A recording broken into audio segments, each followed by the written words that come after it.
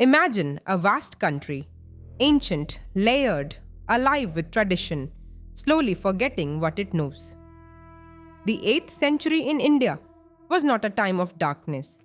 Temples were being built, scholars were writing, pilgrims were walking. But beneath all of it, something had come loose. Buddhism had drawn millions away from the Vedic fold, not through conquest, but through clarity, simplicity, and compassion. The Mimamsa school, in response, had turned the Vedas into a machine of ritual. The great philosophy of the Upanishads, that the individual self and the universal self are not two. What was needed was not an army, not a king. What was needed was a voice, precise enough to answer every philosopher, wide enough to hold every devotee, and free enough to walk into any room and say, "This is what is true." That voice was about to be born. The Periyar River moved slowly through Kerala, through coconut groves and red laterite earth, through a landscape that feels like it was made for quiet.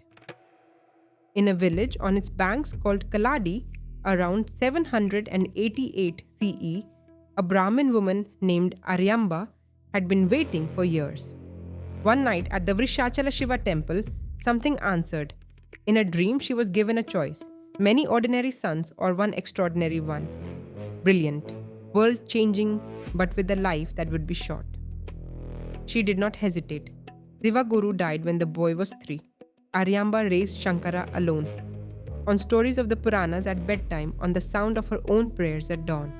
By 5, he was reading Sanskrit. By 7, he could recite entire texts from memory after hearing them once. He was 8 years old. The Periyar on an ordinary morning, cool water, familiar banks, the smell of mud and marigold. Shankara waded in to bathe as he did every day. And then something seized his leg beneath the surface. A crocodile. He did not panic. What he did instead, what an 8-year-old child did in that moment, tells you everything about who he already was. He called out to his mother on the bank, "Let me take sannyasa. Declare me a renunciant before I die. Let my last breath be that of a monk, not a householder." Aryamba, standing on the bank, watching her only child about to be taken, said yes. The crocodile released him. He walked out of the water, shaved his head on the river bank, tied on the ochre cloth, performed the rites of sannyasa alone with his mother as witness, and then he looked north. He was 8 years old. He had just given up the only life he was born into, and he had not shed a single tear. He walked north, alone, barefoot, with nothing but his knowledge and a hunger he could not yet name. He had heard of a sage named Govindapada, a direct disciple of Gaudapada who had transmitted the Advaita teaching in its purest form. Govindapada lived in a cave carved into the cliffs above the Narmada river, deep in meditation, not seeing visitors. Shankara arrived at the cave and found the old man motionless, eyes closed, as still as the stone around him. He did not knock. He did not announce himself. Instead, he composed a verse on the spot. 4 lines, offered like a breath. Not giving his name or his village, but describing himself simply as pure awareness, the witness behind all thought, the sky behind all clouds. The sage's eyes opened. He looked at the boy standing in the cave entrance. River sounds rising from far below, and said, "Sit down." Months, not years. When Govindapada finally said, "Go," the boy who left that cave was no longer a student. Kashi, the city that never sleeps, never fully wakes, and has been both at once for 3,000 years. Shankara had come here to complete his commentaries on the great texts, and every morning he walked the same route to the Vishwanatha temple. One morning, a man was standing in his path, a Chandala, the lowest social designation in the caste system of the time. He stood with 4 dogs beside him and showed no sign of moving. Shankara, without thinking, asked him to step aside. The man turned and spoke, quietly, precisely. "Tell me, which part of you is asking me to move? The body? Your body is made of earth, water, fire, air, and space. So is mine. exactly the same five elements. Should the elements step aside for themselves? He paused. Or is it the Atman you are protecting? The Atman has no address, it has no caste. It is the same awareness looking out through your eyes as through mine. So, who exactly is asking whom to move? Shankara stood in silence. He had written Advaita with his own hand, and for one unguarded moment, the teaching had been more real in this stranger than in himself.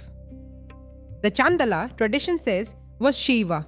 Standing on those wet stone steps, Shankara composed the Manisha Panchakam, 5 verses declaring that whoever knows the Brahman is the true Guru, regardless of birth, regardless of caste, regardless of anything. It remains among the most radical texts the Vedic tradition has ever produced. Shankara's mission was not just to write, it was to meet the great philosophical minds of his era and defeat them not with aggression, but with clarity so clean it left no room for argument. His first encounter was with Kumarila Bhatta, the titan of Mimamsa philosophy.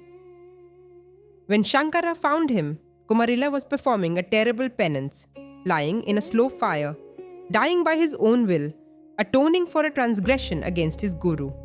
He could not debate, but he pointed north. Find my student, he said, Mandana Mishra. Mandana Mishra lived like a scholar king, a great household, a court of pandits, and a wife, Ubhaya Bharati, who was herself a renowned philosopher. She agreed to serve as judge of the debate. The contest ran for days. Shankara answered every argument. Mandana Mishra, brilliant and proud, found himself without a response. Then Ubhaya Bharati spoke.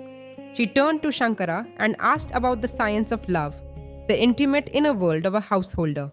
He, a lifelong renunciant, had no experience to draw from. He asked for 30 days.